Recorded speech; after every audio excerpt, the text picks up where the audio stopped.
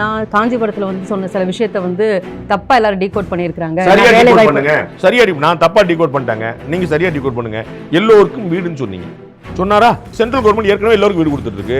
State government எல்லாருக்கும் வீடு கொடுத்துட்டு இருக்கு. கலைஞர் வீடு சுத்திட்டு இங்க இருக்குது. நம்ம இந்திரா ஆவாஸ் யோஜனா அப்பவே இருந்துச்சு. இப்போ வந்து பிஎம் யோஜனா இப்ப இருக்கு. சோலார்ல வீடு கொடுக்குறாங்க. ஏற்கனவே இருக்குது. நீங்க என்ன செய்யறீங்க? வாடகை வீட்டுல இருக்கிறவங்க இருக்கதானே செய்றாங்க. சூப்பர். சோ வாடகை வீட்டுல நேத்து எவ்வளவு இருந்தாங்க, இன்னைக்கு எவ்வளவு இருக்காங்க? 30 வருஷம் முன்னாடி விஜயோட சம்பாத்தியம் என்ன, இன்னைக்கு என்ன சம்பாத்தியம்?